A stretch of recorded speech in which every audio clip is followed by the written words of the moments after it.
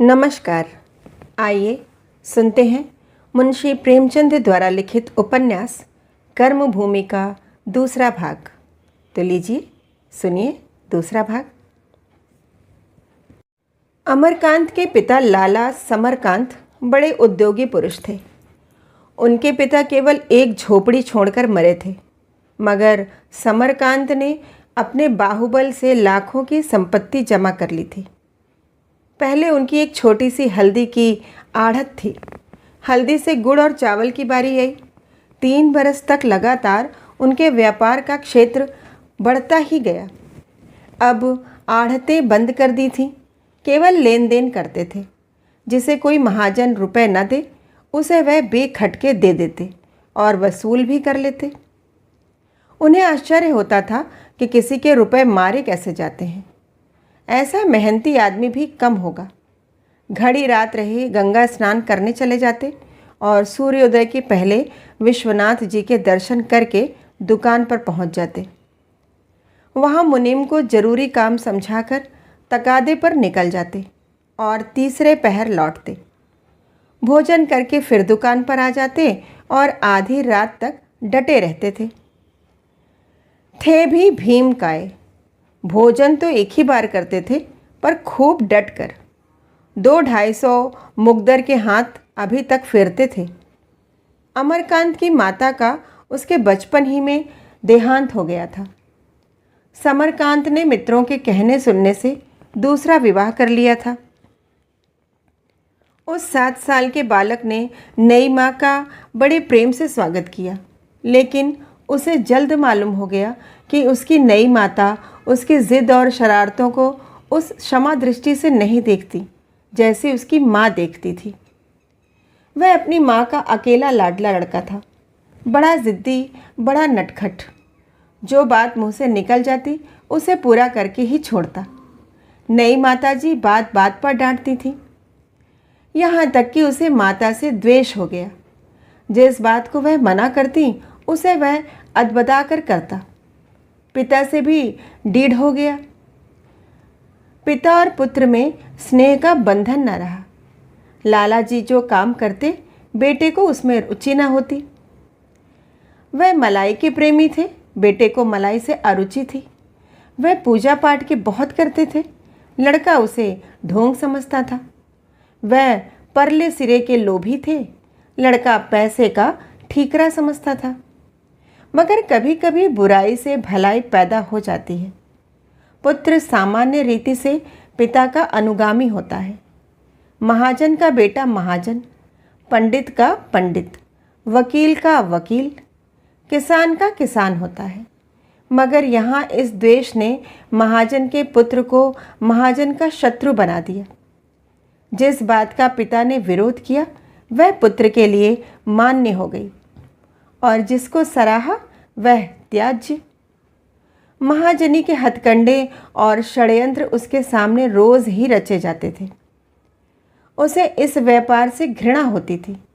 इसे चाहे पूर्व संस्कार कह लो, पर हम तो यही कहेंगे कि अमरकांत के चरित्र का निर्माण पिता द्वेष के हाथों हुआ। खैरियत यह हुई कि उसके कोई सौतेला भाई न हुआ, नहीं शायद वह घर से निकल गया होता। समरकांत अपनी संपत्ति को पुत्र से ज़्यादा मूल्यवान समझते थे। पुत्र के लिए तो संपत्ति की कोई ज़रूरत न थी, पर संपत्ति के लिए पुत्र की ज़रूरत थी। विमाता की तो इच्छा यही थी कि उसे वनवास देकर अपनी चहेती नैना के लिए रास्ता साफ कर दे, पर समरकांत इस विषय में निश्चल रहे। मज़ा यह था कि नैना स्वयं भाई से प्रेम करती थी, और अमरकांत के हृदय में अगर घर वालों के लिए कहीं कोमल स्थान था तो वह नैना के लिए था। नैना की सूरत भाई से इतनी मिलती जुलती थी जैसे सगी बहन हो। इस अनुरूपता ने उसे अमरकांत के और भी समीप कर दिया था। माता पिता के इस दुर्व्यवहार को वह इस स्नेह के नशे में भुला दिया करती थी। घर में कोई बालक न था और नैना के लिए किसी साथी का होना अनिवार्य था। माता चाहती थी नैना भाई से दूर दूर रहे। वह अमरकांत को इस योग्य न समझती थी कि वह उनकी बेटी के साथ खेले। नैना की बाल प्रकृति इस कूटनीति के झुकाए न झुकी। भाई बहन में यह स्नेह यहाँ तक बढ़ा कि अंत में विमातृत्व ने मातृत्व को भी परास्त कर दिया। विमाता ने नैना को भी आंखों से गिरा दिया और पुत्र की कामना लिए संसार से विदा हो गई। अब नैना घर में अकेली रह गई। समरकांत बाल विवाह की बुराइयां समझते थे, अपना विवाह भी न कर सके। वृद्ध विवाह की बुराइयां भी समझते थे। अमरकांत का विवाह करना जरूरी हो गया। अब इस प्रस्ताव का विरोध कौन करता? अमरकांत की अवस्था 19 साल से कम न थी, पर देह और बुद्धि को देखते हुए अभी किशोरावस्था ही था। देह का दुर्बल, बुद्धि का मंद। पौधे को कभी मुक्त प्रकाश न मिला। कैसे बढ़ता, कैसे फैलता। बढ़ने और फैलने के दिन कुसंगति और असंयम में निकल गए। 10 साल पढ़ते हो गए थे और अभी ज्यों त्यों करके 8वें में पहुंचा था। किंतु विवाह के लिए यह बातें नहीं देखी जाती। देखा जाता है धन, विशेषकर उस बिरादरी में जिसका उद्यम ही व्यवसाय हो। लखनऊ के एक धनी परिवार से बातचीत चल पड़ी। समरकांत की तो लार टपक पड़ी। कन्या के घर में विधवा माता के सिवाय निकट का कोई संबंधी न था और धन की कहीं थाह नहीं। ऐसी कन्या बड़े भागों से मिलती है। उसकी माता ने बेटे की साध बेटी से पूरी की थी। त्याग की जगह भोग, शील की जगह तेज, कोमल की जगह तीव्र का संस्कार किया था। सिकुड़ने और सिमटने का उसे अभ्यास न था। और यह युवक प्रकृति की युवती ब्याही गई युवती प्रकृति के युवक से, जिसमें पुरुषार्थ का कोई गुण नहीं। अगर दोनों के कपड़े बदल दिए जाते तो एक दूसरे के स्थानापन्न हो जाते। दबा हुआ पुरुषार्थ ही स्त्रीत्व है। विवाह हुए 2 साल हो चुके थे, पर दोनों में कोई सामंजस्य न था। दोनों अपने अपने मार्ग पर चले जाते थे। दोनों के विचार अलग अलग, व्यवहार अलग अलग, संसार अलग। जैसे 2 भिन्न जलवायु के जंतु एक पिंजरे में बंद कर दिए हों।